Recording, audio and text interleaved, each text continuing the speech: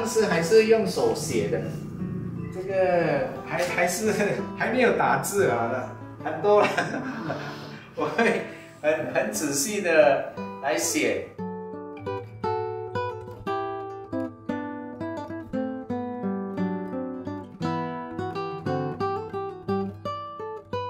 最近我就想断舍离啊，我过去从大学的笔记全部留下来啊，大学的课本啊等等，因为舍不得，觉得我读过的书、写过的笔记很有感情哈。我的这个大学第1年回来的写的文章，85年8月2号到86年5月31号，我在教总职称助理秘书，工作重点，起薪700块，住宿就住在教总客房的岁月。这时候我跟沈先常常同房。我最早的文章，这个是1985年，表示我很早就很早进入状况了。这个我1985年。回来85年发表了第1篇评论文章，2、3年之后，我觉得东西随便放很难找了，所以我就用文件夹的方式，就按照年代这样排，加起来有100多个发了。我写的文章或者报纸发表的文章评论啊，我都收起来，所以有的时候我会翻回去。这个比方说这个1987年是当时是怎么样的状况？我有讲过什么话吗？这个也是学历史的人这个叫编年就是根据年代这样排。我觉得记很多东西很麻烦但是呢，我第一个习惯书写我每天早上呢第一件事情，我就会把今天一整天要做的事情我都会写下来，或者要注意的事情记录之后呢，每天我会再往前翻一下看有没有做。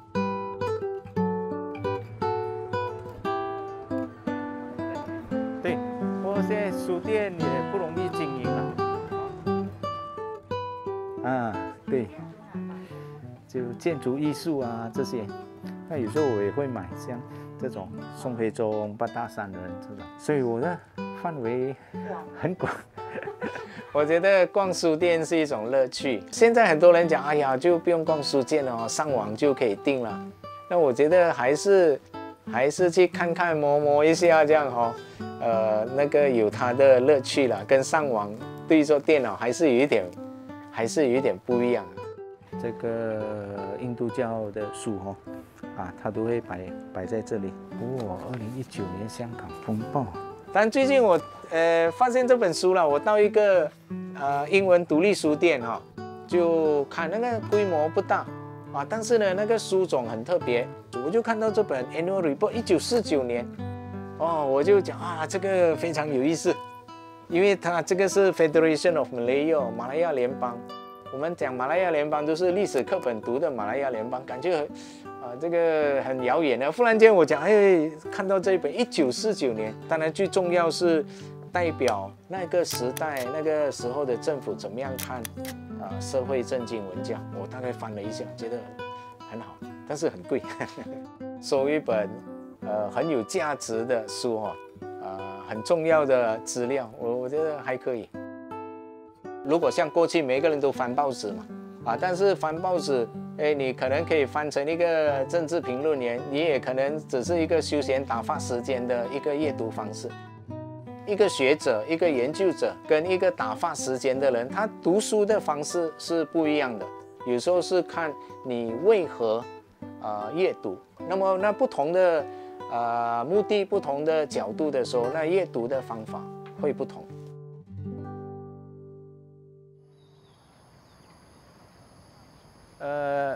背景是这样的，为什么考察玉山那主要的是1999年、2000年，政府的构思就是说，征用这500亩土地，然后把这个玉山呢迁到什么业政府提供另外一片地迁葬，那么这一片地呢要作为发展商业用途。官方与民间之间都激烈的辩论说，到底玉山该不该留？那留下来有什么价值呢？当然在价值跟价格之间，大家纠缠很久。当然100年讲起来不是什么大不了，但是你想想，吉隆坡开埠也是100多年了，157年，所以它算是吉隆坡开埠关系最密切的遗留下来的东西。这个是总坟之一，也就是说，有的你在后面可以看到有一些小的墓碑，那有的明朝遗老不屑用清朝的年代，所以你看到天印或者龙飞，就表示说，他这个在政治认同上，他还是要保留它是明代的这个我们叫做坐像坐像就是说本山就是这个义山或者这个墓，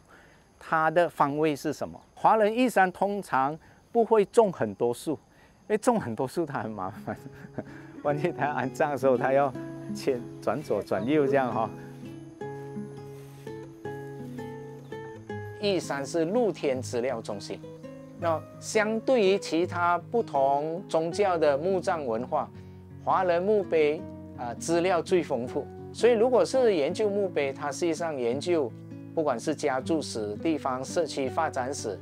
甚乃至于一个城市、国家的发展都有紧密的关系。而它第二个呢，它是文化传统的一个可以解释、可以讲解的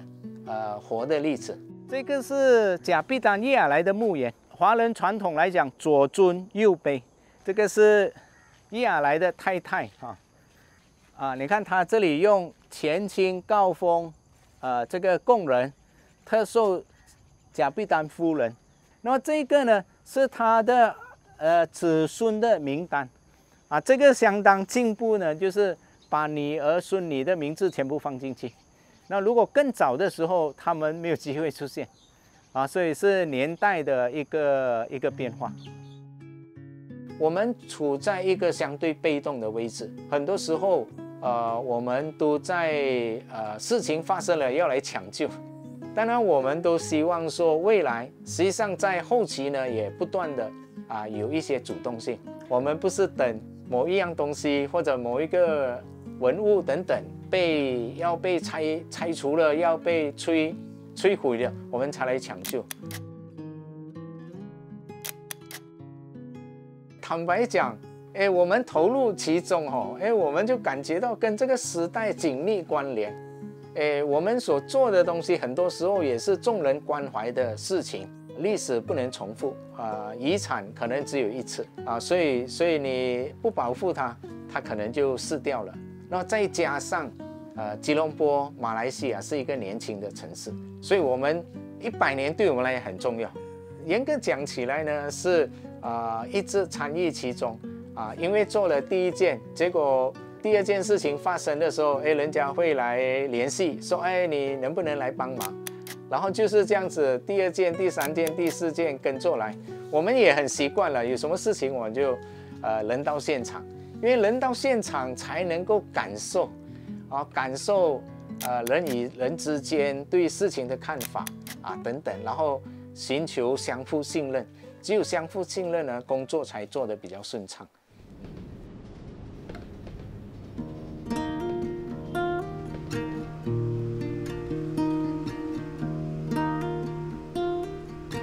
我童年是在礁岩长大，大学毕业后的时间都在吉隆坡。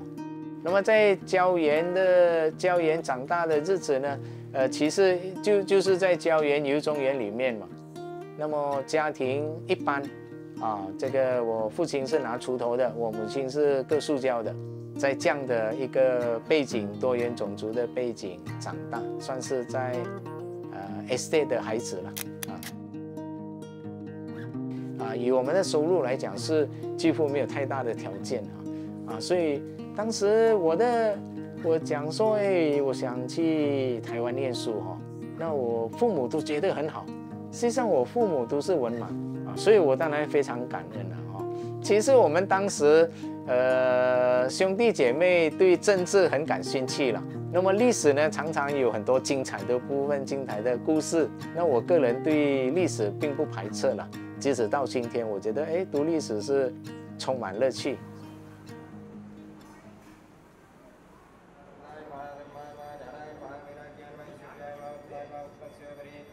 所以有时候你讲，你进到这庙，不懂这庙的供奉的主神是谁，所以你有几个辨认的方法。那第一个就是，其中一个就是看它的这个交通工具，那个动物是什么，都有配对。像斯里马哈玛利亚曼是女神，所以你看她的两个女神呢，就是女性来作为门神。大神呢，它可以变成舞蹈之神，变成舞蹈之神的时候，我们叫它纳达拉加。那前面这一排呢，我们叫做刷密。刷密的意思就是得道者，就是人修行到一个程度，他等于悟道了。那这个萨拉耍蒂就跟 Vishnu 大神投诉，讲这个 Brahma 老是盯着我，所以 Vishnu 大神一气之下，只见刀光一闪，人头落地，所以就变成4个头。那一个在背面，那这4个头到了泰国就变成4面佛。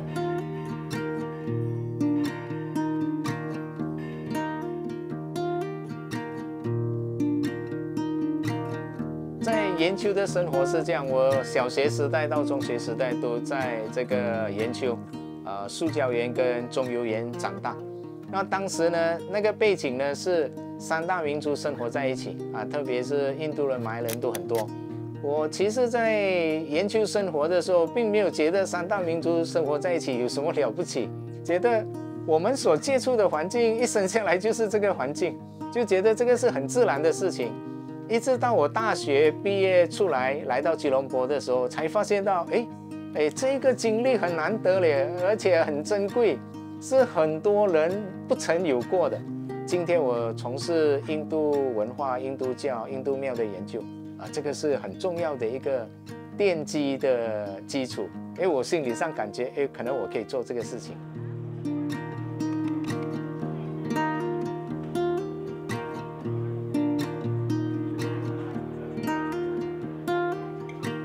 马来西亚是多元族群的国家，我们常常遇到争议的时候，我们说，多元文化是我们的资产，而不是负债。但是很多时候，在生活经验上，我们又这个跨文化的经验不多。整个国家的发展过程中呢，看来种族主义是一个我们前进的障碍。然后你要打破这个，我觉得不是以更种族的方式来回应种族主义，我觉得是要鼓吹跨族群的交流。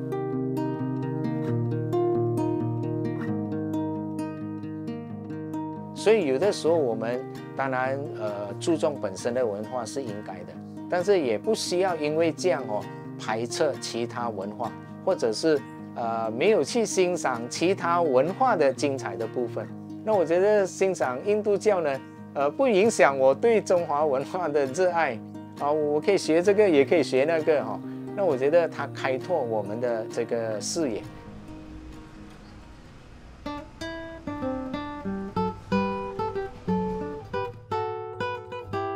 过去呢，如果把时间拉回我大学刚刚毕业的年代，我觉得视野不广，意思就是说，我想大概就在马来西亚吧。但是如果今天回来，我觉得今天的选择很多，就可以走向世界各地了，就看你的这个选择是什么。我大学毕业之前，我一想到我要回来马来西亚，但是并没有讲到说我要去哪里。但是我很清楚，我就是要回来马来西亚，投入这片土地了。我觉得我这个年代呢是很好的年代，至少我见证过一些大事1987年茅草行动，然后我们刚好生在这个年代。1999年、2000年这个义山搬迁要不要搬迁？我们也刚好生在这个时代，投入其中。2018年这个变天，我们经历了60年过后的这个政治变化，我们刚好赶上这个所以我觉得这个是一个机缘巧合。我人在这里遇上了大事